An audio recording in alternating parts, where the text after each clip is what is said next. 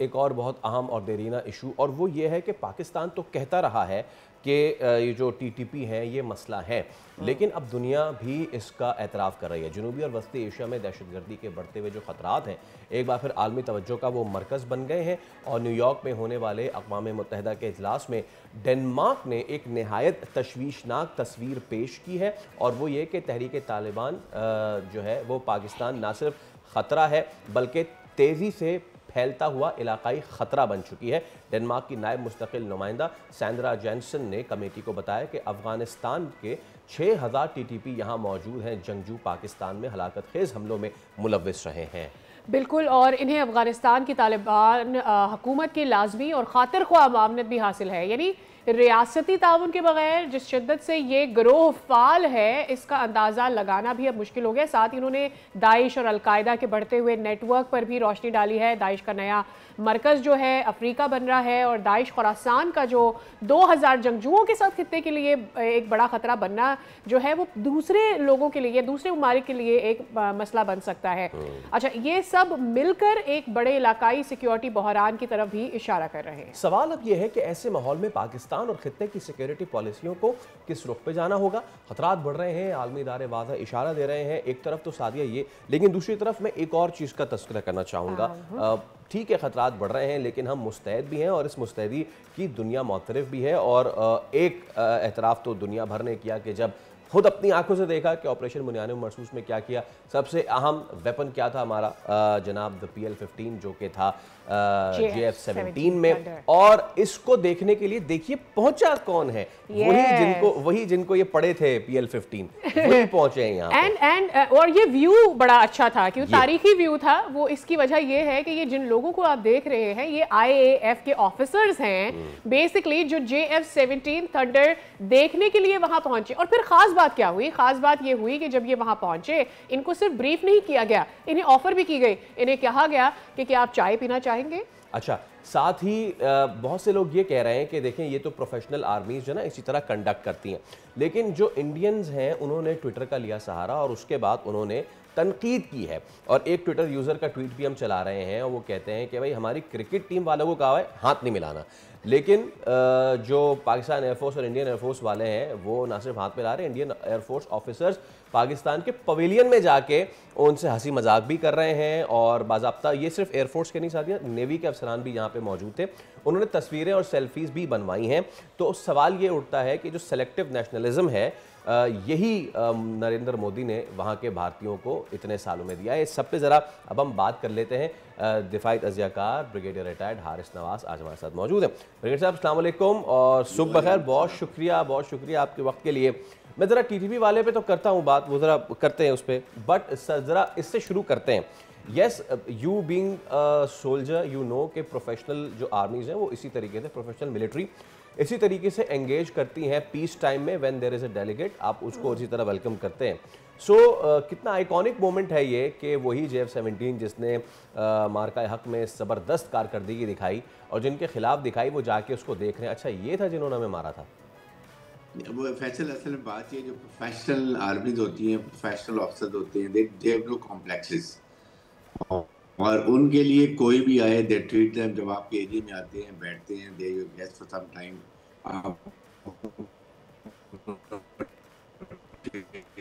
आपकी बात बिल्कुल ठीक है। और there is a difference between hatred and nationalism. ये दो डिफरेंस सबको याद रखने चाहिए हमेशा। और वो जो फैसल बात कर रहे हो आप भी कि सिलेक्टिव नेशनलिज्म क्या होता है, आपने अगर उसको परवान चढ़ाना है तो उसका नुकसान आपको इन द लॉन्गर रन होने ही। एंड एक्चुअली आपने बेसिकली तो अपनी आवाम को पोलराइज कर दिया, उनको कंफ्यूज कर दिया है। अगर मैं कहूँ तो ये गलत नहीं होगा। उनको इतना कंफ्यूज कर दिया कि दे डोंट नो किससे हाथ मिलाना है, किससे हाथ नहीं मिलाना। आप मुझे बताएं, sports has got nothing to do with the politics. Absolutely. और number 2, sportsman are the right person जो जाके इंटरेक्ट करते हैं, और उससे आपकी they don't bother about boundaries. लेकिन ये एक वाहिद नरेंद्र मोदी है जो एक्चुअली इसका जो विजन है ना, वो है गुजरात के जो रेलवे स्टेशन पे चाय का खोखे बेचने वाला था, उसको उठा के हमने प्राइम मिनिस्टर बना दिया। तो उसकी सोच वही है, प्रॉब्लम ये है। और इसलिए फिर उसको जितनी मार्केट में मार पड़ी है बनियान मरसूस में, फील्ड मार्शल से यासिर मुनीर ने, वो उसको भूल ही नहीं रहा, और बार बार ऑपरेशन सिंदूर स्टार्ट है। ना तुम कर सकते हो, ना तुम्हारी फौज ट्रेंड है, अनट्रेंड अनप्रोफेशनल। खुदकुशी रेट दुनिया में सबसे ज्यादा है। उसके बाद आपके ट्रुप्स का आपके कमांडर्स पे ट्रस्ट ही नहीं है। जिस फौज का अपने कमांडर पे ट्रस्ट ना हो, वो फौज is never fighting fit army. और जिसका मोराल डाउन हो, वो फौज नहीं लड़, और यही इंडिया का हाल हुआ। एब्सोल्युटली। और जिस फौज का मोराल हाई हो, फील्ड मार्शल आसिम मुनीर जैसे कमांडर्स हो, तो उस फौज का आप मोराल कहाँ होगा। और वो देन व्हाट दे डिड, आपने देखी इतनी बड़ी फौज को। और फिर दुनिया में अब पाकिस्तान देखें एक रीजनल स्टेबलाइजर बन गया। दुनिया पाकिस्तान को समझती है, सोचती है। आपके सामने ये डेनमार्क की जो आप सफीर की बात करें, देख कैसे उसने खुल के बात की है। पहले ऐसे बात नहीं करते थे लोग। दे रियलाइज के Pakistan is really a victim of terrorism, despite the fact कि हमने इतनी मेच्योरिटी दिखाई है, इतनी रिस्पॉन्सिबिलिटी एज न्यूक्लियर कंट्री दिखाई है। हमने प्रोवोकेशन नहीं की, या प्रोवोकेशन में नहीं आए। अभी हम इससे ज़्यादा इनका बुरा हाल कर सकते हैं, हमने नहीं की। वी नेवर वांटेड कि अननेसेसरी दो न्यूक्लियर मुल्कों में लड़ाई हो जाए। तो ये this is a different mark difference. बिल्कुल पायलट्स आपके सामने, आप ये देखें तेजा जहाज इनका जो 40 साल के बाद उन्होंने तैयार किया, 40 ईयर्स। पाकिस्तान ने 15 से 20 साल में 200 J-17 तैयारें तैयार कर दी इंडिजिनस। और वो जहाज जब वहाँ एयर शो में था, तो उसका पूरा ऑयल लीक हो गया, दुनिया में मजाक उड़ गया उसका। मुझे बताइए, जी हाँ, दिस इज जी हाँ, व्हाट वर्थ, ये इनकी absolutely, value. Absolutely. Okay sir, चले इस मामले पे तो आपकी आरा हमने ली। अच्छा, अब ज़रा इस मामले पे बात कर लेते हैं। टीटीपी के हवाले से पाकिस्तान हमेशा से वोकल रहा है, कहता रहा है, चाहे वो मुज़ाकरात हो, चाहे कोई भी फोरम हो। अब दुनिया उसको तस्लीम कर रही है। लेटेस्ट जो डेवलपमेंट है, डेनमार्क की जो नायब मुस्तकिल नुमाइंदा है सैंड्रा जेनिसन, उन्होंने कमेटी को ये बताया है कि जो अफगानिस्तान में मौजूद टीटीपी हैं, 6000 जंगजू हैं और पाकिस्तान में हलाकत खेज हमलों में ना सिर्फ मुलविस रहे हैं, बल्कि ये पूरे खित्ते के लिए ख़तरा है। सवाल मेरा ये है ब्रिगेडियर साहब कि छोटी सी कहीं ठूठा हो जाए, पूरी दुनिया का आलमी ज़मीर उठ के और उसको बैन कर देता है ना उस जमात को। तो अब इनके खिलाफ कार्रवाइयाँ क्यों नहीं, जब ये चीज़ सामने जाहिर हो गई।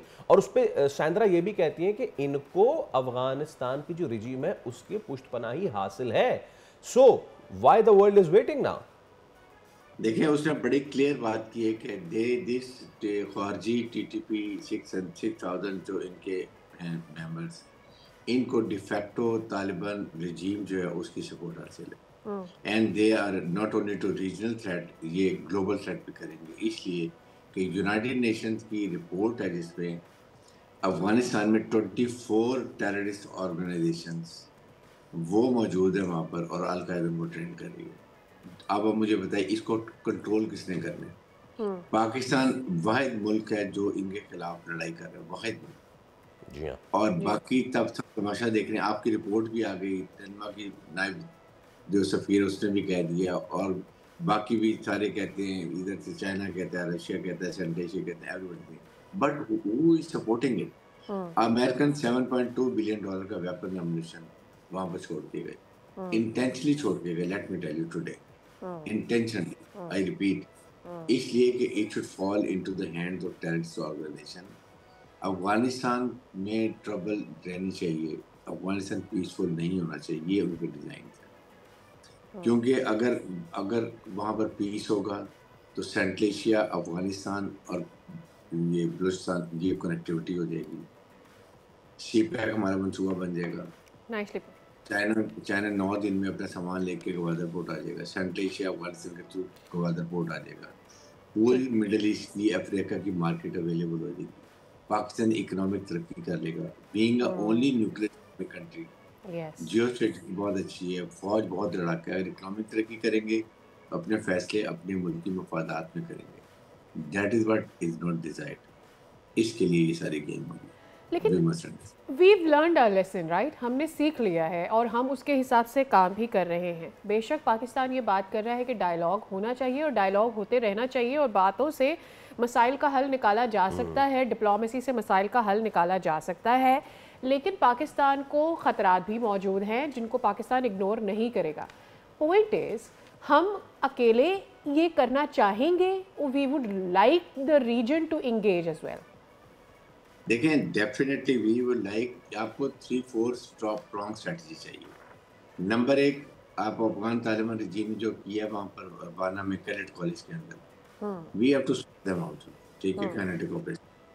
नंबर 2, हमें अमेरिका से बात करनी चाहिए कि आप ये सब कुछ करके गए हैं तो please hold India.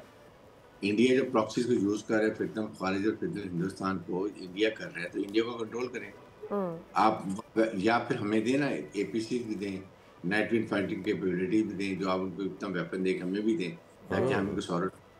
Otherwise it's a global, Pakistan खुदा ना खासा नहीं कंट्रोल कर सकता तो ये पूरे रीजन में और दुनिया में फैल जाएगा, अगेन टेररिज्म होगा। ये बात, फिर उसके बाद ये इसके साथ आप यूनाइटेड नेशन को बात करें, ओआईसी के प्लेटफॉर्म को यूज़ करें, मिडिल ईस्ट का इन्फ्लुएंस है तालिबान के ऊपर, तो कहीं तो यूज़ करें, लेकिन अफगान तालिबान एक ही बात समझते डंडे। आपने जब इनके 22 पोस्टों में कब्जा किया था, इनको मारा था, इनके जाके गुल बहादुर के ठिकानों पे अंदर मारा, 60-70 फौजी मारे, सीधे सफेद झंडे खड़े कर दिए थे और मिन्नतें कर रहे थे सीज फायर करने। तो जब आप इनको मारें, इनको ठीक ठाक पनिश करें, फिर सफेद झंडे लहराएं, then go and talk to them, because you negotiate from the point, strength point of view, strong होकर बात करें और मॉरल हाई ग्राउंड पे करें। अगर आप दोनों बराबरी पे करें फिर कोई बात नहीं बनेगी। You have to sort them, then talk to them. जो तगड़ा होता है ना बैठ के, उसकी बात सुनी जाती है, याद रखिए। बिल्कुल वो that's the answer they need, that's very important. बिल्कुल ठीक है, thank you so much brigadier retire Haris Nawaz, आप हमारे साथ मौजूद थे। बात सादी ये भी है कि जिस तरीके से पींगे बढ़ाने की कोशिश कर रहे हैं अफगान तालिबान रजीम भारत के साथ, अब वो ट्रेड रूट जो है उनके साथ, भारत के साथ मजीद ट्रेड भी करना चाह रहे हैं। तो ये फैसला उनके हाथ में है कि पूरी दुनिया जब उनके अब आहिस्ता आहिस्ता खिलाफ होती जा रही है तो उन्होंने करना क्या है। सब्सक्राइब करें और बेल दबाएं ताकि कोई खबर रह न जाए।